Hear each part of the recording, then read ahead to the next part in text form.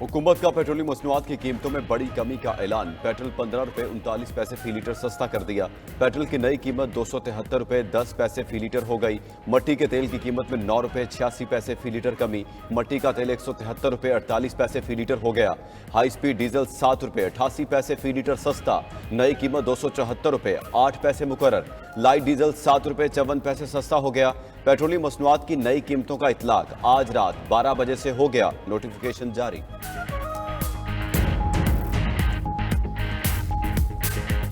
Petrol सस्ता हुआ, मजीद और होना चाहिए सस्ता। पेट्रोल पे कीमत कम होती है तो दीगर अशिया पे भी कीमतें कम हो जाती हैं। ताज़ा हवा के झोंके के मुतरादिफ है और उम्मीद है कि ये जो कीमतें कम की गई हैं उससे दीगर अशिया की कीमतों में भी कमी वाक़ई होगी। जो शेडिंग है उसमें कमी ना आई तो मैं आपको वादे पैगाम दे रहा हूँ। पेस्को चीफ के ऑफिस खुद जाऊंगा और फिर मैं खुद बैठ के वहाँ से शेड्यूल बनाऊंगा और फिर अगर पेस्को चीफ यहाँ मुझसे यहाँ पे रहेगा केपी में तो वो फिर मेरे शेड्यूल के मुताबिक चलेगा।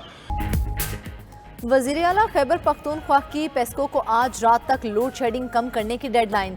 वज़ीर आला अली अमीन गंडापुर कहते हैं पेस्को चीफ ने खैबर पख्तूनख्वा में रहना है तो फिर मेरे शेड्यूल के मुताबिक चलेगा।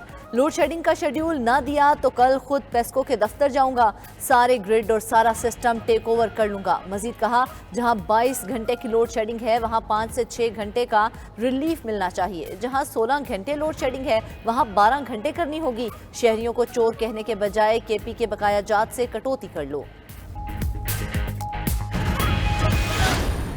कायदे हिज़्ब इख्तिलाफ लेक्चर दे रहा था आइन पे और आइन का बालादस्ती पे कि सियासत में मुदाखलत ना करो।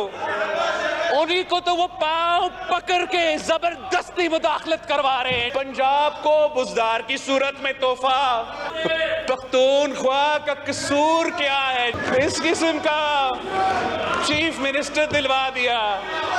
इतना अच्छा बच्चा है आपका तोहफा, ये हवाई फायरिंग करता है हर दिन। बिलावल भुट्टो की ऑपोजिशन पर तनकीद। चेयरमैन पीपल्स पार्टी बिलावल भुट्टो जरदारी ने कौमी असेंबली में इजहार ख्याल करते हुए कहा, पहले कहते थे जमहूरियत में मुदाखलत ना करो, अब पांव पकड़कर मुदाखलत चाहते हैं। आइन की बालादस्ती का कहते हैं लेकिन बात उन्हें एस्टेब्लिशमेंट से करनी है। मजीद कहा 9 मई के वाकयात फौजी क़यादत के खिलाफ नाकाम बगावत थी, मुआफ़ी ना मांगी तो भुगतना पड़ेगा। ये भी कहा पहले पंजाब को बुजदार का तोहफा दिया गया, अब खैबर पख्तूनख्वा को भी उसी किस्म का वज़ीर आला दे दिया गया है। वज़ीर आला खैबर पख्तूनख्वा हर रोज हवाई फायरिंग करते हैं। अली अमीन गंडापुर को किसी और ने वज़ीर आला बनाया है, उनकी सेटिंग बहुत अच्छी है। बिलावल भुट्टो जरदारी की तकरीर के दौरान अपोजिशन का शोर शराबा और हंगामा राय, गो जरदारी गो के नारे लगाए।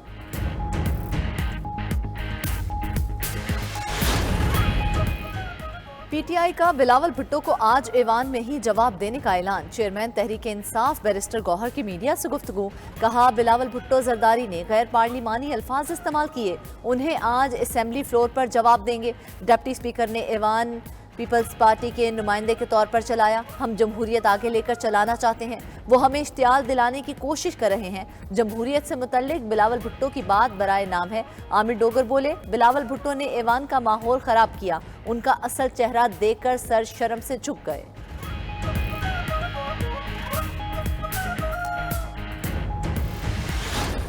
इस वक्त जो हुकूमत है मुझे नहीं लगता कि वो डिलीवर कर सके। जिस तरह की असम्बली है ये इंतहाई कमज़ोर असम्बली है और हुकूमत भी, मैं तो नहीं समझता कि कोई अक्सरियत मुल्क पर हुकूमत कर रही है। कौन होता है जो मुझे वज़ीर आज़म का ऑफर करता है? अवाम अगर मुझे वोट देगी और मैं इस पोजीशन में हूँ तो मैं सदर भी बनूंगा, मैं वज़ीर आज़म भी बनूंगा। बानी पीटीआई को यहूदी एजेंट कहना सियासी बयान था। हमारी पीटीआई के साथ जाती दुश्मनी नहीं थी। मौलाना फजलुर रहमान ने हुकूमत से इस्तीफा मांग लिया। सरबराह जेयूआई का मुल्क में दोबारा इंतखाबात कराने का मुतालबा। मुल्तान में न्यूज़ कॉन्फ्रेंस में कहा, मुझे नहीं लगता ये हुकूमत ज़्यादा देर चलेगी। इस्टेब्लिशमेंट इंतखाबी अमल से दूर रहे, ये नहीं हो सकता। इस्टेब्लिशमेंट मुलाजिम भी हो, हाकिम भी हो। इस जहनीत को ख़त्म करना है कि इस्टेब्लिशमेंट की मर्जी के बगैर कुछ नहीं हो सकता। अवाम ना उठे तो हम मुसलसल गुलामी की तरफ बढ़ते रहेंगे।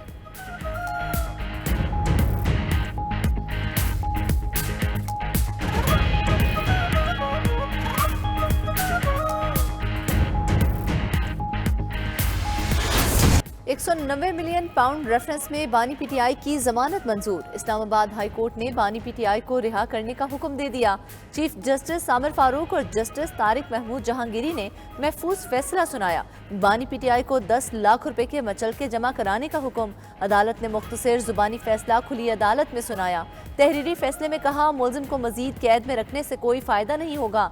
नैब ने एतराफ किया, तहकीकात मुकम्मल है। नैब प्रोसिक्यूटर ने खदशा जाहिर किया, बानी पीटीआई की जमानत की सूरत में रिकॉर्ड टैंपरिंग का खदशा है। नैब प्रोसिक्यूटर के मुताबिक बानी पीटीआई जमानत पर ट्रायल पर असर अंदाज होने की कोशिश कर सकते हैं, लेकिन नैब के इन तहफ्फुजात के हवाले से रिकॉर्ड पर कोई जवाब मौजूद नहीं है।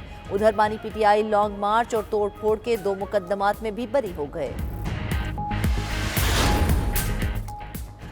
वज़ीर आला खैबर पख्तूनख्वा को अदालत से रिलीफ मिल गया। अली अमीन गंडापुर की GHQ समेत 11 मुकदमात में जमानत मंजूर। सिविल लाइन्स में दर्ज मुकदमे में जमानत पर समात आज होगी। दरखास्त जमानतों की समात इंसदाद दहशतगर्दी अदालत के जज मलिक इजाज आसिफ ने की। वज़ीर आला KP अली अमीन गंडापुर को हाजिरी से इस्तिस्ना भी मिल गया। दूसरी तरफ अदालत ने 9 मई के दर्ज मुकदमात में शिबली फराज, राजा बिशारत, जरताज गुल और जैन कुरैशी समेत 20 से 25 मुलजिमान की जमानत कन्फर्म कर दी। 9 मई के मुकदमात में नामजद 500 से ज्यादा मुलजिमान अदालत में पेश हुए। मुकदमात की अगली समात 29 मई को डयाला जेल में होगी।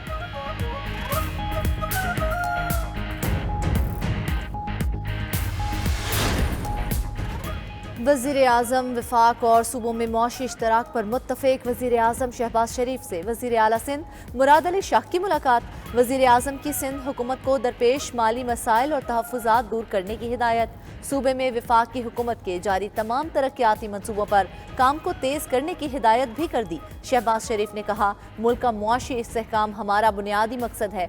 मईशत की बहाली के लिए वफाक और सूबों के माबैन इश्तराक नागुज़ीर है। मुल्क की तरक्की और खुशहाली के लिए हमें मुत्तहिद होकर मसाइल का हल तलाश करना होगा। वज़ीर आज़म ने आइंदा साल के तरक्याती बजट की तैयारी में तमाम सूबों को एतमाद में लेने और उनकी मुशावरत को शामिल करने की हिदायत भी की। वज़ीर आज़म ने वफाकी काबीना में तौसीक़ का फैसला कर लिया। रुकन कौमी असम्बली अली परवेज़ मलिक को वज़ीर ममलिकत बनाने की समरी सदर ममलिकत को भिजवा दी। ज़राए के मुताबिक वज़ीर आज़म की जानिब से अली परवेज़ मलिक को खजाना का कलमदान दिए जाने का इम्कान। अली परवेज़ मलिक की बतौर वज़ीर ममलिकत हल्फ बर्दारी की तकरीब 17 मई को शेड्यूल है। अली परवेज़ मलिक को तवानाई का इजाफी कलमदान भी सौंपा जाएगा।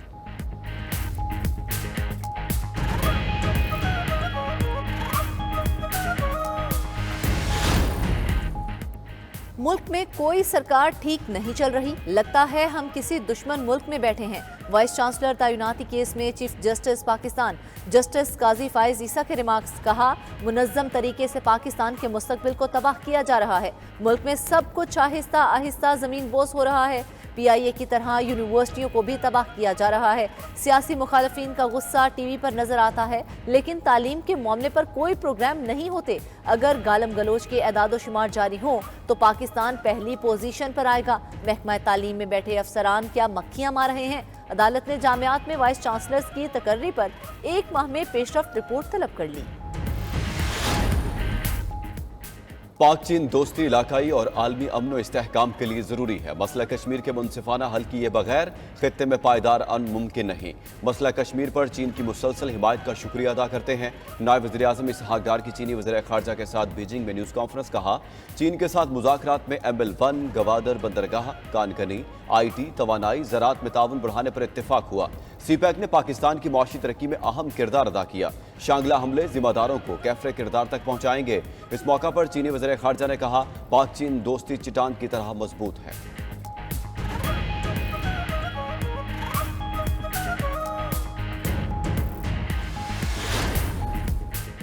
गवर्नर और वज़ीर आला खैबर पख्तूनख्वा का इख्तिलाफ बयानबाजी से आगे निकल गया। वज़ीर आला अली अमीन गंडापुर ने गवर्नर पर खैबर पख्तूनख्वा हाउस इस्लामाबाद के दरवाजे बंद कर दिए। फैसल करीम कुंडी के खैबर पख्तूनख्वा हाउस इस्लामाबाद आने पर पाबंदी आयद। वज़ीर आला ने एनेक्सी खाली कराते हुए गवर्नर का सामान भी बाहर निकलवा दिया। मुशीर इत्तलात के KP बैरिस्टर सैफ कहते हैं, फैसला सूबाई काबीना ने किया। एनेक्सी को मेंबरान असेंबली और वज़रा इस्तेमाल करेंगे। गवर्नर फिलहाल अपना इंतजाम कहीं और कर लें। उधर गवर्नर खैबर पख्तूनख्वा फैसल करीम कुंडी कहते हैं, कोई किसी पर पाबंदी आयद नहीं कर सकता। सियासी मामलात में नहीं पड़ूंगा। विफाक के साथ सूबे का मुकदमा लड़ता रहूंगा। बार बार एस्टेब्लिशमेंट का नाम लेने पर सेनेटर फैसल वावडा बरहम हो गए। इस्लामाबाद में न्यूज कॉन्फ्रेंस के दौरान कहा, बार बार इंटेलिजेंस इदारों का नाम लिया जाता है, इदारों को निशाना बनाना बंद करें। अब कोई पगड़ी उछालेगा तो हम पगड़ी का फुटबॉल बनाएंगे।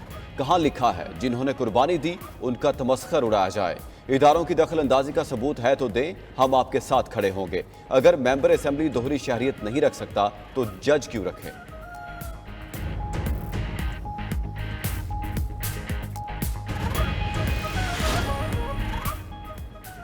मूड बदला, हवा बदली, फैसले बदल गए। लाडलों के फैसले घंटों में आ रहे हैं। इस तरह के फैसलों से कौम परेशान है। गवर्नर सिंध कामरान टेसोरी कहते हैं, अदलिया ऐसे फैसले ना करे जिस पर 10 साल बाद नदामत हो। जिसका जी चाहता है एस्टेब्लिशमेंट पर इल्जाम लगा देता है। जो एस्टेब्लिशमेंट को बुरा कहे उसके असासे चेक करें।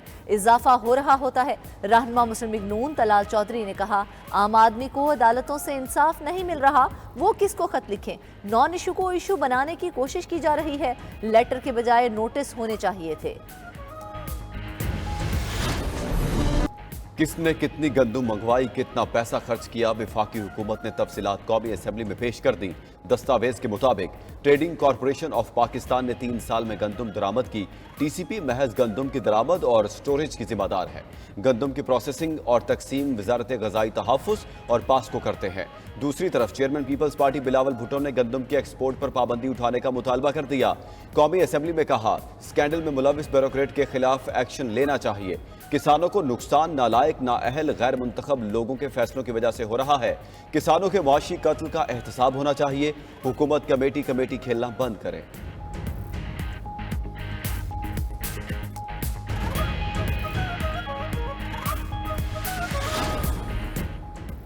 पाकिस्तान का फतह 2 गाइडेड रॉकेट सिस्टम का कामयाब तजुर्बा। ISPR के मुताबिक गाइडेड रॉकेट सिस्टम फतह 2 400 किलोमीटर तक मार कर सकता है। फतह 2 जदीद नेविगेशन सिस्टम से लैस है। फतह 2 रॉकेट सिस्टम किसी भी मिसाइल दिफाई निज़ाम को शिकस्त देने की सलाहियत रखता है। ये मिसाइल इंतहाई दुरुस्तगी के साथ अहदाफ को निशाना बना सकता है।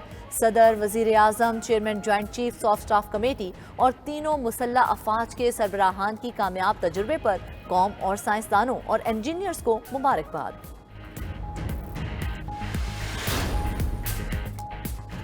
मुल्क भर में शदीद गर्मी का राज। सिंध और पंजाब के साथ बलूचिस्तान भी गर्मी की लपेट में आ गया। उधर NDMA ने रवा माह हीट वेव की पेशगोई कर दी। शदीद गर्मी की लहर जुनून में भी जारी रहेगी। सिंध में उमरकोट, थरपारकर, मिटियारी, सांगड़ मुतासिर होने का खदशा। पंजाब में बहावलपुर, रहीम यार खान के इजला में हीट वेव का खतरा है। जून के महीने में दर्जा हरारत 45 डिग्री तक जाने का इम्कान। PDMA ने शहरियों को एहतियाती तदाबीर इख्तियार करने का मशवरा दे दिया।